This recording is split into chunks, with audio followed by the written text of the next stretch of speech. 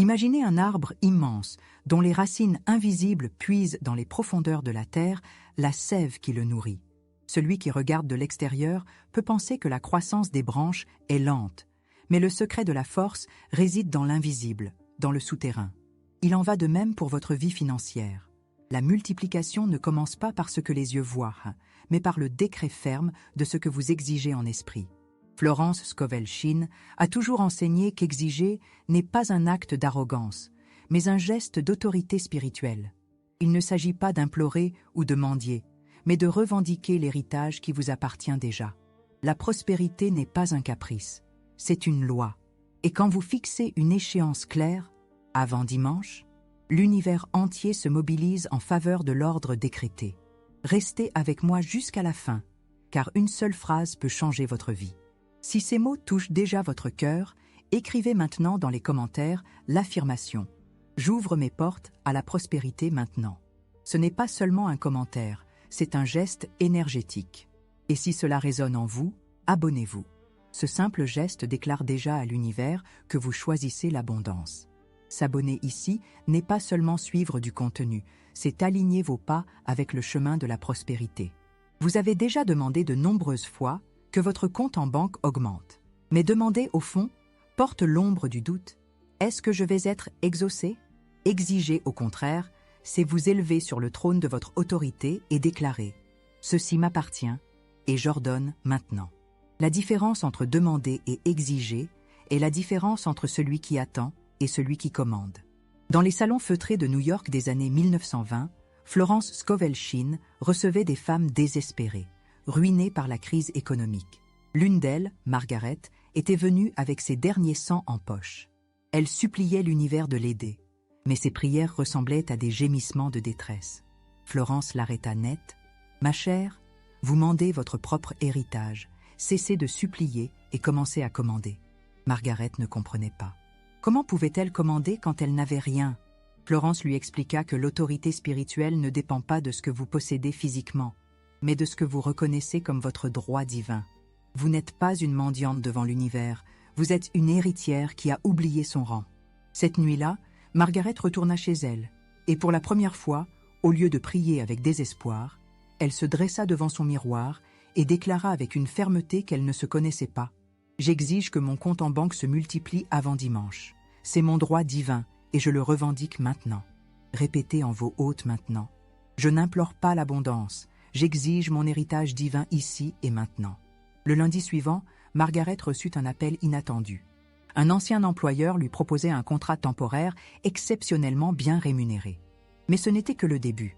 Dans les semaines qui suivirent, des opportunités affluèrent, comme si une digue invisible s'était rompue. Florence souriait en voyant la transformation. Margaret avait cessé d'être une suppliante pour devenir une commandante. La clarté de l'échéance est la clé qui ouvre la porte du subconscient. Quand vous dites « avant dimanche », vous créez un focus, une urgence et une expectative. L'échéance courte ne presse pas l'univers, mais discipline votre foi. C'est comme la graine qui, une fois plantée, n'accepte pas de retarder sa croissance. Elle germe dans le temps qui a été déterminé. Fermez les yeux maintenant et visualisez votre relevé de compte en banque. Voyez les chiffres augmenter, les zéros se multiplier, l'abondance prendre une forme concrète. Sentez la satisfaction profonde de celui qui sait que ses ordres sont entendus et exécutés. Cette visualisation n'est pas de la fantaisie, c'est un plan que vous transmettez aux forces créatrices de l'univers. Florence enseignait que l'exigence spirituelle suit une formule précise. D'abord, la reconnaissance de votre identité divine. Vous n'êtes pas séparé de la source de toute richesse, vous en êtes une expression. Ensuite, l'autorité. Vous parlez non pas comme celui qui manque, mais comme celui qui administre. Enfin, l'échéance. Vous donnez un cadre temporel clair qui concentre l'énergie manifestatrice. Avant dimanche n'est pas une demande pressée, c'est un commandement organisé. Quand un roi ordonne que quelque chose soit fait dans un délai, ce délai n'est pas négocié, il est exécuté. Votre conscience royale doit se réveiller. Vous n'êtes pas un sujet qui quémande une audience, vous êtes le souverain de votre royaume financier. Dans les rues de Manhattan, en pleine Grande Dépression, Florence observait deux types de personnes.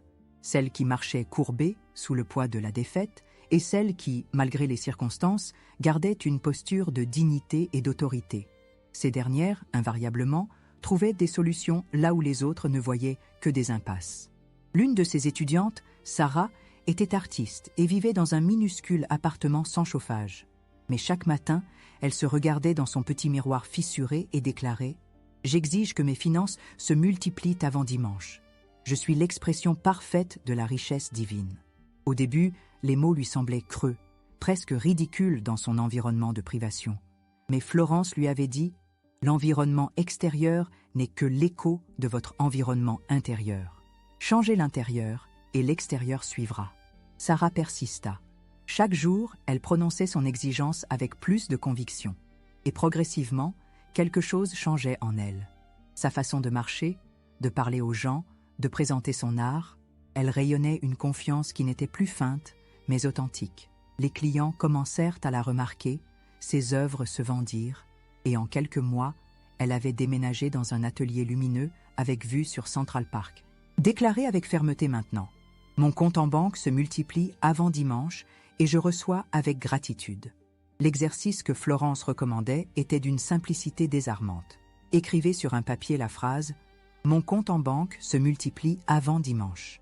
Placez ce papier dans votre portefeuille ou près d'un objet qui représente la richesse pour vous. Lisez à voix haute 3 fois par jour, toujours avec gratitude, jamais avec désespoir.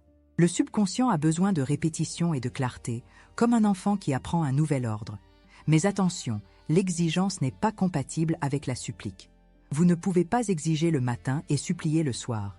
Vous ne pouvez pas commander avec autorité et douter l'instant d'après. La constance vibratoire est essentielle. Chaque pensée de doute annule un décret d'autorité. Chaque moment de découragement efface des heures de commandement ferme. Florence racontait l'histoire d'un homme d'affaires qui avait perdu son entreprise dans le krach de 1929. Il vint la voir, brisé, parlant de malédiction et de malchance. Elle l'écouta patiemment, puis lui dit « Monsieur, vous parlez comme une victime, mais vous êtes né pour être un créateur. La différence n'est pas dans vos circonstances, mais dans votre langage intérieur. » Cet homme apprit à remplacer « je suis ruiné » par « j'exige que ma richesse se reconstitue avant dimanche ». Il découvrit que les mots ont un pouvoir créateur littéral. Ce qu'il déclarait avec autorité et constance finissait par se manifester dans sa réalité. En 6 mois, non seulement il avait reconstitué sa fortune, mais il l'avait multipliée au-delà de ce qu'elle était avant la crise.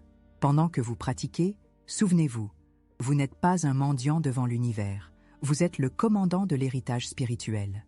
Celui qui se place en victime n'a pas de voix. Celui qui se reconnaît créateur attire avec autorité.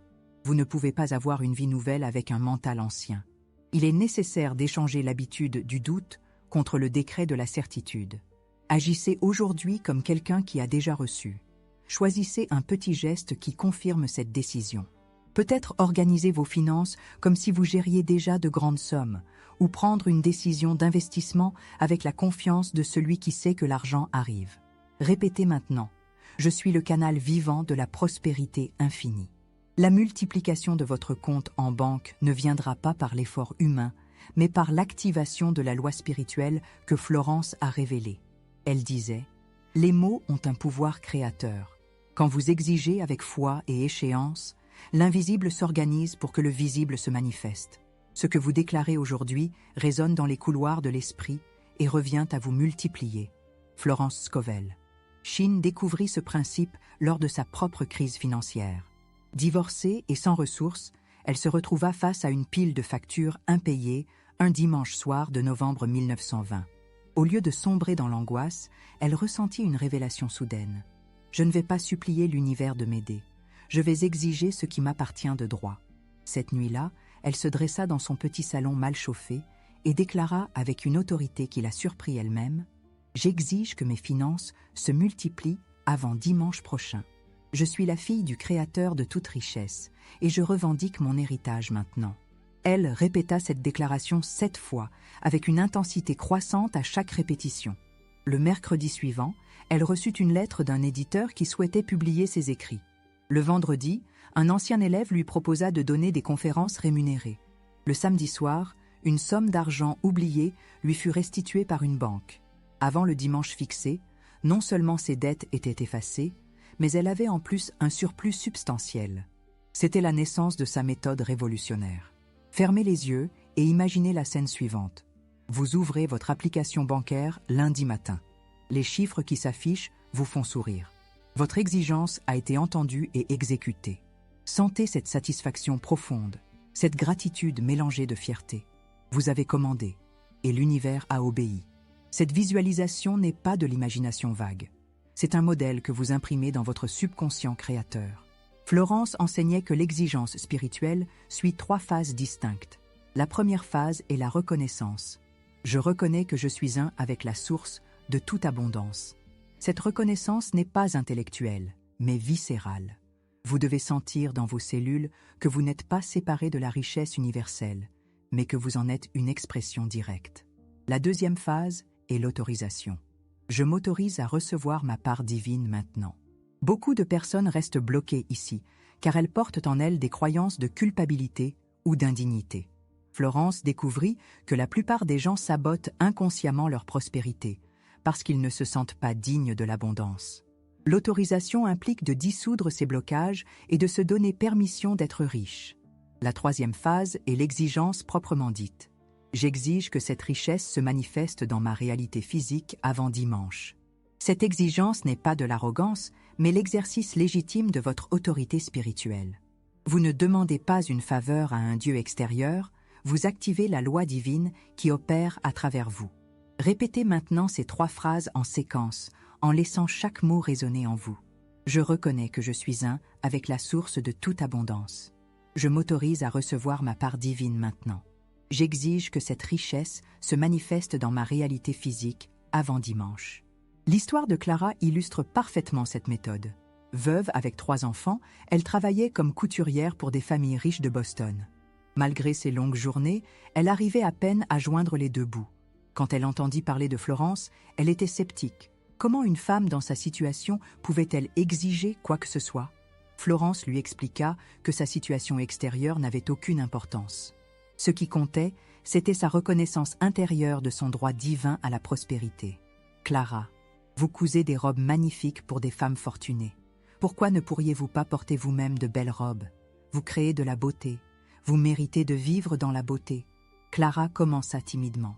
Chaque soir, après avoir couché ses enfants, elle se regardait dans son petit miroir et murmurait « J'exige que mes finances se multiplient avant dimanche. » Au début, les mots lui semblaient étrangers, presque blasphématoires. Mais Florence l'encourageait. « Persistez. Votre subconscient apprend un nouveau langage. » Au bout de 3 semaines de pratique quotidienne, quelque chose d'extraordinaire se produisit. Madame Henderson, l'une de ses clientes les plus exigeantes, lui proposa de devenir sa couturière personnelle exclusive, avec un salaire fixe 3 fois supérieur à ses revenus actuels. Mais ce n'était que le début. D'autres propositions affluèrent, comme si Clara rayonnait maintenant une énergie différente qui attirait les opportunités. Visualisez maintenant votre propre transformation. Voyez-vous dans 6 mois, libre de soucis financiers, capable de faire les choix que vous désirez vraiment. Sentez cette liberté, cette légèreté. Votre exigence d'aujourd'hui est le premier pas vers cette réalité. Florence découvrit également l'importance de l'échéance précise. Avant dimanche n'est pas arbitraire. Le dimanche représente symboliquement le repos, l'accomplissement, la bénédiction. En fixant cette échéance, vous ancrez votre exigence dans un cycle naturel de création et de récompense. Vous donnez à l'univers un cadre temporel précis qui concentre l'énergie manifestatrice. Elle observait que les personnes qui fixaient des échéances vagues, un jour, bientôt, quand ce sera possible, obtenaient des résultats vagues. Mais celles qui spécifiaient avant dimanche, avant la fin de la semaine, avant le 15 du mois, voyaient leurs demandes se concrétiser avec une précision troublante. L'histoire de Robert est particulièrement frappante. Employé de banque depuis 15 ans, il gagnait un salaire modeste qui lui permettait tout juste de vivre décemment. Il assista à une conférence de Florence un mardi soir et décida d'appliquer sa méthode. Il déclara « J'exige que mes revenus se multiplient avant dimanche prochain. » Florence lui demanda d'être plus spécifique. « De combien voulez-vous qu'ils se multiplient ?» Robert réfléchit et répondit « Par 3. » Je veux gagner 3 fois plus. Florence sourit. Parfait. Maintenant, voyez-vous déjà en train de recevoir ce salaire triplé. Sentez-vous digne de cette somme. Agissez comme si c'était déjà acquis. Le vendredi de cette semaine-là, le directeur de la banque convoqua Robert. Une promotion inattendue s'offrait à lui dans une filiale prestigieuse avec exactement le salaire qu'il avait exigé. Robert n'en revenait pas. En 3 jours, sa vie professionnelle s'était transformée. Florence lui rappela « Vous n'avez pas eu de chance, vous avez exercé votre autorité spirituelle. Pratiquez maintenant cet exercice de précision. Écrivez sur un papier le montant exact que vous voulez voir apparaître sur votre compte avant dimanche. Soyez audacieux, mais réaliste. » Florence disait « Demandez assez pour que cela transforme votre vie, mais pas tant que votre subconscient rejette la possibilité. Placez ce papier sous votre oreiller et lisez le montant à voix haute avant de vous endormir et au réveil. » L'exigence spirituelle transforme également votre comportement quotidien. Quand vous exigez l'abondance avec conviction, vous cessez d'agir en personne pauvre. Vous prenez des décisions plus audacieuses, vous investissez dans votre apparence et votre formation, vous fréquentez des environnements qui élèvent votre vibration. Cette transformation comportementale attire naturellement les opportunités de richesse. Florence remarquait que ses étudiantes les plus prospères avaient développé ce qu'elle appelait l'attitude de l'abondance reçue. Elles ne vivaient plus dans l'attente anxieuse, mais dans la certitude tranquille.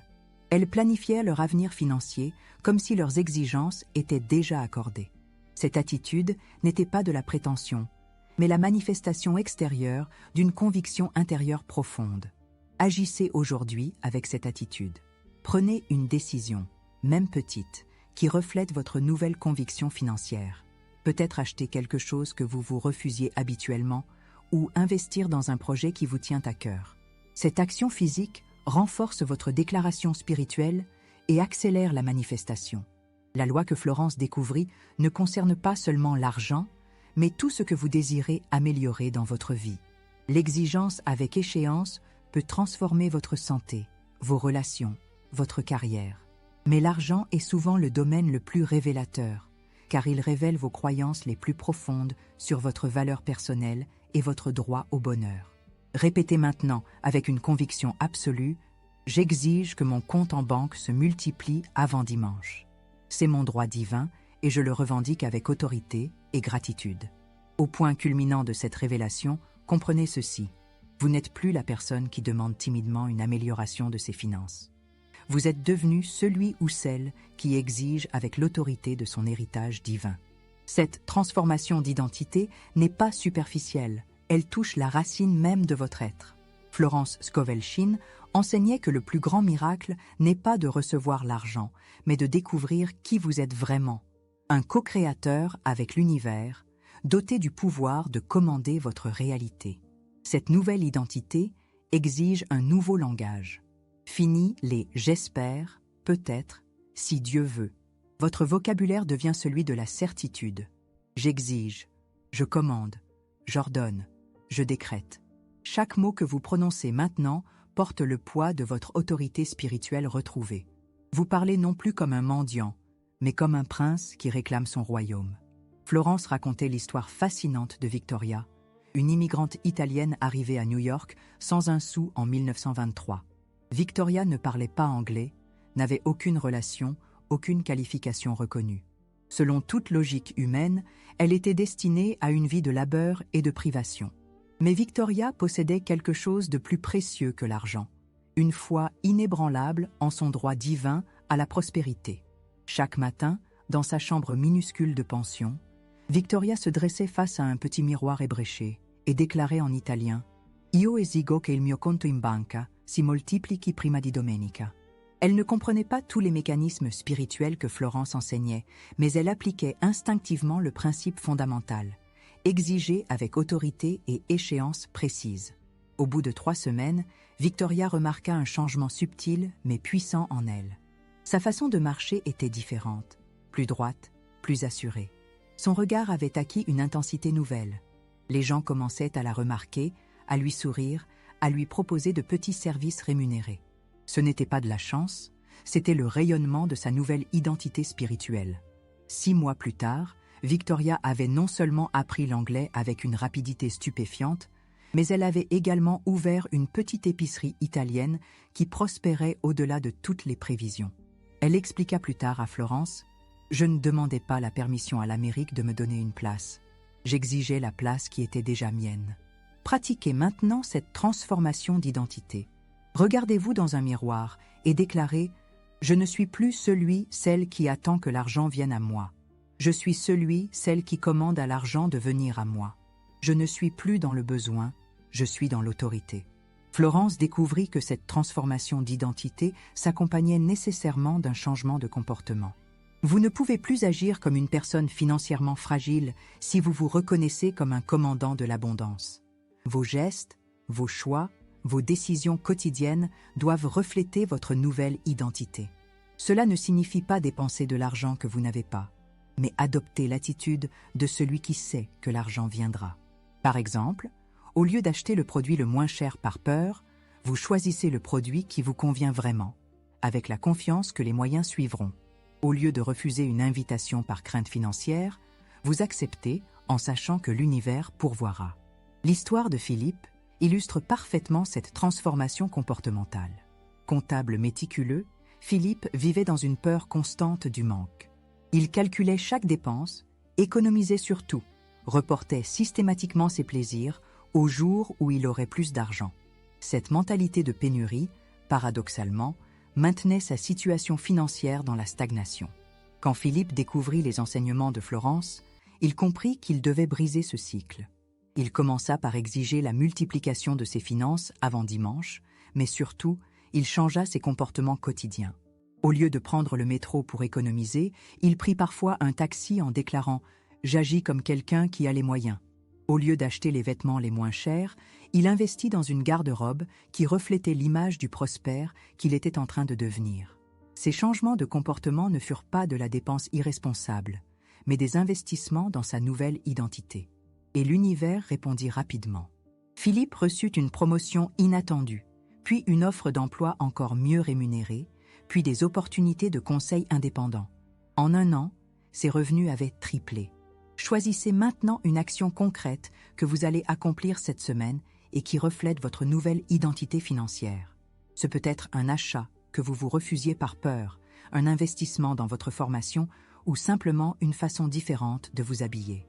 L'important est que cette action soit cohérente avec l'identité de quelqu'un qui exige et reçoit l'abondance. Florence enseignait également que cette nouvelle identité transforme votre façon de parler de l'argent. Fini les conversations sur la cherté de la vie, la difficulté de joindre les deux bouts, l'impossibilité de s'en sortir.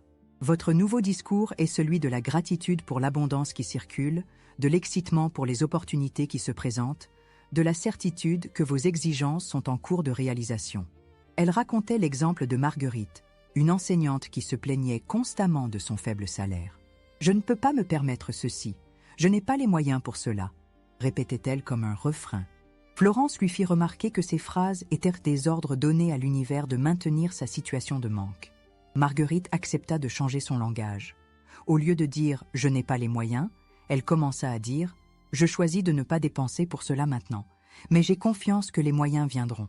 Au lieu de « c'est trop cher », elle disait « ce n'est pas ma priorité en ce moment, mais mon abondance grandit chaque jour ».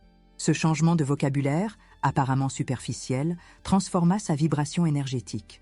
En quelques mois, Marguerite reçut des propositions de cours particuliers lucratifs, puis une offre pour écrire des manuels scolaires, puis une proposition de direction dans une école privée. Son nouveau langage avait reprogrammé sa réalité financière. Surveillez votre langage aujourd'hui. Chaque fois que vous entendez sortir de votre bouche une phrase qui reflète le manque ou la limitation, arrêtez-vous et reformulez positivement. Cette discipline verbale renforce votre nouvelle identité et accélère la manifestation de vos exigences. La transformation d'identité implique également de changer votre entourage énergétique. Florence observait que les personnes prospères gravitent naturellement vers d'autres personnes prospères, non par snobisme, mais par affinité vibratoire. Si vous voulez maintenir votre nouvelle identité de commandant de l'abondance, vous devez limiter votre exposition aux conversations de manque et aux énergies de défaitisme. Cela ne signifie pas abandonner vos amis moins fortunés, mais ne plus participer aux lamentations collectives sur la difficulté de la vie. Quand quelqu'un se plaint de ses problèmes d'argent, au lieu de sympathiser et d'ajouter vos propres doléances, vous pouvez dire « Je comprends que ce soit difficile en ce moment, mais je suis sûr que des solutions vont apparaître. » Vous restez bienveillant tout en maintenant une vibration positive. Florence elle-même appliquait ce principe. Bien qu'elle aidât généreusement les personnes en difficulté, elle ne s'imprégnait jamais de leur énergie de désespoir. Elle maintenait fermement sa propre vibration d'abondance et de possibilités, ce qui lui permettait d'être un phare d'espoir plutôt qu'une caisse de résonance pour les plaintes. Répétez maintenant cette affirmation d'identité. Je suis un commandant de l'abondance. Mon énergie attire naturellement la prospérité. Mes exigences sont entendues et exécutées par l'univers. La nouvelle identité que vous adoptez n'est pas une façade ou un jeu de rôle temporaire. C'est la reconnaissance de qui vous avez toujours été au niveau spirituel, mais que vous aviez oublié au niveau humain. Florence disait « Vous ne devenez pas prospère, vous vous souvenez que vous l'êtes déjà. » Cette identité spirituelle de prospérité existe en vous depuis votre naissance. Elle n'a été voilée que par les conditionnements familiaux, sociaux et culturels qui vous ont appris à vous voir comme limité, dépendant ou indigne de richesse. L'exigence spirituelle avec échéance n'est que l'outil qui révèle cette identité authentique et la remet en activité. Visualisez maintenant votre nouvelle vie quotidienne avec cette identité transformée. Voyez-vous vous réveiller le matin avec la sérénité de celui qui sait que ses besoins sont pourvus. Voyez-vous prendre des décisions basées sur vos désirs et vos valeurs, non sur vos peurs financières. Voyez-vous offrir généreusement aux autres, sachant que votre source d'abondance est intarissable. Cette visualisation n'est pas de la rêverie, c'est un plan d'action que vous transmettez à votre subconscient. Chaque image que vous créez avec foi et gratitude devient une instruction pour la réorganisation de votre réalité physique. Maintenant que vous avez embrassé votre nouvelle identité de commandant de l'abondance, il est crucial d'établir un rituel quotidien qui maintient et amplifie cette transformation. Florence Scovel. Shin découvrit que la prospérité n'est pas un événement ponctuel, mais un état de conscience qu'il faut cultiver jour après jour, comme un jardinier soigne ses plantes les plus précieuses. Le rituel matinal est la fondation de cette nouvelle vie. Chaque matin, avant même de sortir du lit, placez vos 2 mains sur votre cœur et déclarez « Je remercie l'univers pour l'abondance qui est déjà en route vers moi. J'exige que mon compte en banque se multiplie avant dimanche et je reçois avec gratitude parfaite. » Cette déclaration doit être prononcée avec la même autorité qu'un général donnant ses ordres du jour à son armée. Florence racontait l'histoire extraordinaire d'Antoine, un horloger parisien qui avait émigré à New York dans les années 1920. Son petit atelier de réparation de montres lui rapportait à peine de quoi survivre. Désespéré, il assista à une conférence de Florence et décida d'appliquer sa méthode avec une discipline militaire. Chaque matin à 6 heures précises, Antoine se dressait dans son atelier, regardait vers l'est où se levait le soleil et déclarait avec une passion que ses voisins trouvaient étrange. « J'exige que mes finances se multiplient avant dimanche. Je suis le maître de ma destinée financière. » Cette routine matinale transforma progressivement l'énergie d'Antoine. Sa façon de recevoir les clients changea, sa technique s'affina, sa réputation grandit. Mais surtout, il commença à avoir des idées innovantes pour développer son business. Il créa un service de réparation à domicile pour les familles riches, puis se spécialisa dans les montres de luxe, puis ouvrit un second atelier. En 2 ans, celui qui réparait des montres pour quelques dollars était devenu l'horloger le plus réputé de son quartier, avec une liste d'attente de plusieurs mois. Le secret d'Antoine n'était pas seulement dans sa déclaration matinale, mais dans sa constance absolue. Pendant 365 jours consécutifs, qu'il pleuve ou qu'il vente, qu'il soit malade ou en forme, qu'il ait envie ou non, il prononçait son exigence avec la même intensité. Cette discipline forgea en lui une conviction inébranlable qui rayonnait dans tous ses gestes professionnels. Établissez maintenant votre propre horaire sacré. Choisissez une heure fixe chaque matin où vous prononcerez votre exigence. Ce peut être 6 heures, 7 heures ou toute autre heure qui convient à votre routine, mais l'important est la régularité absolue. Votre subconscient apprend par la répétition et l'univers répond à la cohérence vibratoire. Florence enseignait également l'importance du rituel du soir pour ancrer les manifestations de la journée. Avant de vous endormir, passez en revue mentalement tous les signes positifs que vous avez remarqués dans la journée. Un sourire inattendu, une opportunité qui s'est présentée, un paiement qui est arrivé, même minime. Remerciez pour chacun de ces signes en disant « Je reconnais ces preuves que mes exigences sont en cours de réalisation ». L'histoire de Céleste illustre parfaitement cette pratique du soir. Gouvernante dans une riche famille de Manhattan, Céleste gagnait un salaire modeste, mais régulier. Elle rêvait d'ouvrir sa propre école de langue, parlant couramment français, anglais et espagnol. Chaque soir, au lieu de s'endormir en pensant à ses difficultés, elle listait mentalement 3 éléments positifs de sa journée financière. Peut-être une famille qu'il avait payée en avance, peut-être un compliment sur son travail qui pourrait mener à des recommandations, peut-être une idée pour son futur business qui lui était venue. Cette pratique développa en Céleste une attitude de gratitude anticipée qui transforma sa vibration énergétique. Les membres de la famille pour qui elle travaillait commencèrent à lui demander des cours de français pour leurs enfants. Ces cours privés généreusement rémunérés lui donnèrent le capital nécessaire pour ouvrir son école. Aujourd'hui, l'école Céleste est l'une des institutions linguistiques les plus prestigieuses de New York. Pratiquez dès ce soir cette gratitude anticipée. Même si votre situation actuelle vous semble difficile, trouvez 3 éléments pour lesquels vous pouvez être reconnaissant en matière d'argent. Peut-être le fait d'avoir un toit, peut-être un repas sur votre table, peut-être une compétence qui peut générer des revenus. Cette gratitude n'est pas de la résignation, c'est l'ouverture du canal par lequel plus d'abondance peut circuler. Le rituel de consolidation hebdomadaire est également crucial. Chaque dimanche soir, Florence recommandait de faire le bilan de la semaine écoulée et de programmer la semaine suivante. Asseyez-vous dans un endroit calme avec un carnet et écrivez « Cette semaine, j'ai exigé que mon compte se multiplie et voici comment l'univers a répondu ». Listez tous les mouvements positifs, même petits, qui se sont produits dans vos finances. Ensuite, écrivez votre exigence pour la semaine suivante. Cette semaine qui vient, j'exige que… Soyez spécifique. Au lieu de « j'exige plus d'argent », écrivez « j'exige de recevoir 500 € supplémentaires avant dimanche prochain » ou « j'exige qu'une nouvelle source de revenus se présente à moi avant vendredi ». La précision donne une direction claire à votre énergie manifestatrice. Florence partageait l'exemple remarquable de Nicolas, un vendeur d'assurance qui appliquait cette méthode hebdomadaire avec une rigueur impressionnante. Chaque dimanche, Nicolas écrivait son exigence financière précise pour la semaine. J'exige de vendre 3 polices d'assurance cette semaine pour un total de 1 200 $ de commission.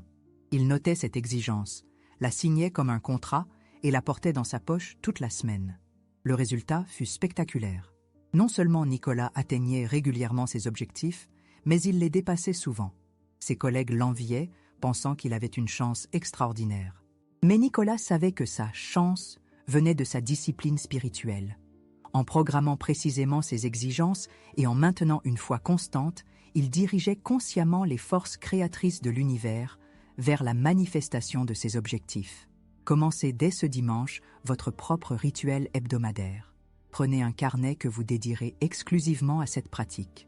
Écrivez la date, votre exigence précise, et signez comme si vous signiez un contrat avec l'univers. Cette signature n'est pas symbolique. Elle engage votre parole et votre énergie. La consolidation mensuelle ajoute une dimension encore plus puissante à votre pratique. Le dernier jour de chaque mois, Florence conseillait de faire un bilan complet et de célébrer tous les progrès accomplis. Célébrer est crucial, disait-elle, car la célébration attire plus de raisons de célébrer. Même si vos résultats ne correspondent pas encore exactement à vos exigences, célébrez le moindre mouvement positif. Écrivez dans les commentaires maintenant de quelle ville ou quel pays vous nous écrivez. Créons ensemble une chaîne d'énergie prospère qui s'étend à travers le monde entier. Chaque lieu mentionné amplifie la vibration collective de richesse qui bénéficie à tous. Et si ce message transforme votre relation à l'argent, abonnez-vous. S'abonner ici n'est pas qu'un geste technique, c'est déclarer votre engagement sur le chemin de la prospérité spirituelle. Florence enseignait également l'importance de créer des ancres physiques pour votre nouvelle identité prospère. Choisissez un objet, une pierre, un bijou, une pièce de monnaie spéciale que vous porterez sur vous comme rappel constant de votre autorité financière. Chaque fois que vous touchez cet objet, répétez mentalement « J'exige l'abondance et je la reçois maintenant ». L'histoire de Louise montre la puissance de ces ancres physiques. Couturière talentueuse mais timide, Louise avait du mal à faire valoir ses créations et à demander des prix justes pour son travail. Florence lui suggéra de porter constamment un dé à coudre en or que sa grand-mère lui avait légué. « Chaque fois que vous le touchez, dit Florence, souvenez-vous que vous portez l'héritage de générations de femmes créatrices. Vous avez le droit d'être rémunérée à la hauteur de votre talent. » Louise adopta cette pratique. Lors de chaque négociation avec un client, elle touchait discrètement son dé à coudre et se rappelait sa valeur. Cette encre physique lui donna la confiance nécessaire pour doubler, puis tripler ses tarifs. Ses clients, sentant sa nouvelle assurance, acceptèrent sans négocier. Le dé à coudre était devenu le symbole tangible de sa transformation intérieure. Choisissez dès aujourd'hui votre propre encre de prospérité. Ce peut être un bijou que vous possédez déjà ou quelque chose que vous achèterez spécifiquement pour cette fonction. L'important est que cet objet soit chargé de votre intention et qu'il vous rappelle constamment votre nouvelle identité de maître de votre destinée financière. Le rituel de gratitude financière quotidienne complète cette routine de consolidation. Chaque fois que vous manipulez de l'argent, que vous le receviez ou que vous le dépensiez, bénissez-le mentalement. Quand vous recevez un paiement, dites « Je remercie cet argent de venir à moi et j'ordonne qu'il se multiplie ». Quand vous payez quelque chose, dites « Je libère cet argent avec amour, sachant qu'il reviendra multiplié ». Cette pratique transforme chaque transaction en acte spirituel. Vous cessez de voir l'argent comme une ressource qui diminue quand vous la dépensez, pour le voir comme une énergie qui circule et se régénère constamment. Cette nouvelle perception attire naturellement plus d'opportunités financières dans votre vie. Florence observait que ses étudiants les plus prospères étaient ceux qui maintenaient ces rituels même après avoir atteint leurs objectifs financiers. La prospérité n'est pas une destination, mais un mode de vie. Une fois que vous avez appris à exiger et à recevoir l'abondance, cette capacité doit être entretenue et développée continuellement. Voici maintenant le décret final que Florence utilisait pour sceller définitivement cette transformation de conscience. Tenez-vous debout, regardez vers le ciel ou fermez les yeux en visualisant une lumière dorée qui vous enveloppe et déclarez avec toute l'autorité de votre être spirituel « Moi, dites votre nom. J'exige par mon autorité divine que ma prospérité se multiplie de façon exponentielle et permanente. J'ordonne à l'univers de mobiliser toutes ses forces créatrices pour manifester l'abondance dans ma vie physique avant dimanche. Je ne supplie pas, je ne quémande pas, j'exige ce qui m'appartient de droit divin. Que cette exigence soit scellée dans les dimensions visibles et invisibles, maintenant et pour toujours. Ainsi je l'ordonne, ainsi il en sera. Écrivez ce décret exact dans les commentaires pour sceller votre engagement spirituel avec cette nouvelle réalité. En l'écrivant publiquement, vous déclarez à l'univers entier votre transformation et vous créez une responsabilité sacrée envers vous-même. Partagez également cette révélation avec une personne de votre entourage qui a besoin de découvrir son pouvoir financier spirituel. Votre voyage avec Florence Scovel-Shinn ne fait que commencer. Abonnez-vous pour recevoir d'autres enseignements révolutionnaires qui transformeront chaque aspect de votre vie. Car maintenant que vous savez exiger l'abondance financière, vous pouvez apprendre à exiger la santé parfaite, l'amour inconditionnel et la réalisation de tous vos rêves les plus profonds. Vous n'êtes plus celui ou celle qui espère que sa situation s'améliore. Vous êtes devenu le commandant conscient de votre destinée, capable d'exiger et de recevoir tout ce que votre cœur désire légitimement. Cette transformation est irréversible, car elle touche l'essence même de qui vous êtes. L'univers attend vos ordres. Votre compte en banque attend votre commandement. Votre nouvelle vie prospère commence maintenant, pas demain, pas la semaine prochaine, mais en cet instant précis où vous reconnaissez votre autorité divine et l'exercez sans hésitation ni excuse.